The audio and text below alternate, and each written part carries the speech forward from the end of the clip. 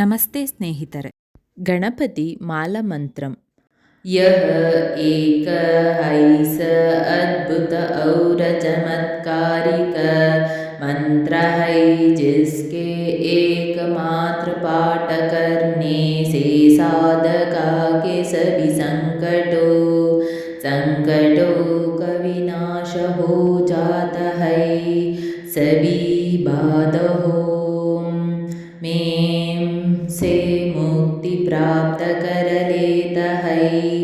गणेश उपासक इसका प्रतिदिन नित्य पूजा में एक पाठ का समावेश कर सकते हैं। ओम क्लीं ह्रीं श्रीं ऐं ग्लौं ॐ ह्रीं क्रौं गं। ॐ नमो भगवते महागणपतये। स्मरणमात्र सन्तुष्टाय सर्वविद्याप्रकाशाय सर्वकामप्रदाय भवबन्धविमोचनाय ह्रीं सर्वभूतबन्धनाय क्रों साध्याकर्षणाय क्लीं जगत्त्रयवशीकरणाय सौः सर्वमनक्षोभणाय श्रीं महासम्पश्रदाय ग्लौं भूमण्डलाधिपत्यप्रदाय महाज्ञानप्रदाय चिदानन्दात्मने गौरीनन्दनाय महायोगिने शिवप्रियाय सर्वानन्दवर्धनाय सर्वविद्याप्रकाशनप्रदाय द्रां चिरञ्जीविने ब्लूं सम्मोहनाय ॐ मोक्षप्रदाय फट्वशीकुरु वौषडाकर्षणाय ॐ विद्वेषणाय विद्वेषय फट् उच्चटाय टः स्तम्भय कें मारय शोषय परमन्त्रयन्त्रतन्त्राणि छेदय दुष्टग्रहान् निवारय दुःखं हर व्याधिं नाशाय नमः। सम्पन्नय स्वाहा सर्वपल्लवस्वरूपाय महाविद्याय गं गणपतये स्वाहा। यन्मन्त्रेक्षितालान्वितमपमनघं मृत्युश्च वज्राशिशो भूतप्रेतपिशाचक प्रतिहता निर्घाता पातदिव उत्पन्नं च समस्तदुःखदुरितम् उच्चाटनोत्पादकं वन्देऽभीष्टगणाधिपं भयहरं विघ्नौघनाशं परम। ॐ गं गणपतये नमः।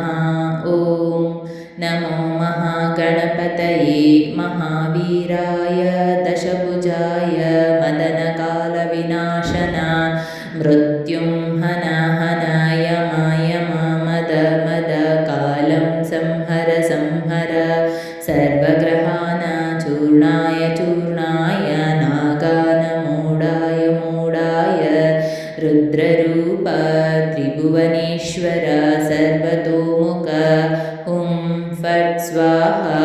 ॐ नमो गणपतये श्वेतार्कगणपतये श्वेतार्कमूलनिवासाय वासुदेवप्रियाय दक्षप्रजापतिरक्षकाय सूर्यवरदाय कुमारगुरवे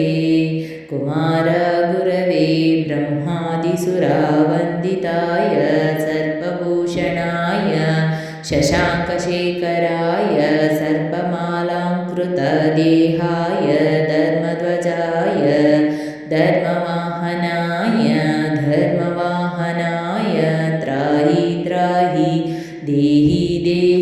अवतरागं गणपतये वक्रतुण्डगणपतये वरवरदा सर्वपुरुषा वशङ्कर सर्वदुष्टमृगवशङ्कर सर्वस्वशङ्कर वशीकुरु सर्वदोषां बन्धय सर्वाव्याधीना निकृन्तय सर्वविषाणि संहर सर्वदारिद्र्यं मोचय सर्वविज्ञान चिन्धि सर्ववज्राणि स्फोटय सर्वशत्रूना उच्चाटय सर्वशत्रूना उच्चाटय सर्वसिद्धिं कुरु सर्वकार्याणि साधय गां गीं गूं गैं गौं गं गणपतये ॐ फट् स्वाहा ॐ नमो गणपते महावीर दशभुज मदनकालविनाशना मृत्युं हन कालं संहर धम मत त्रैलोक्यं मोहय ब्रह्मविष्णुरुद्रान् मोहय अचिन्त्य बलपराक्रमा सर्वव्याधीन विनाशाय सर्वग्रहान् चूर्णाय नागान् मोटय त्रिभुवनेश्वर सर्वतोमुख ॐ फट् स्वाहा अस्तु।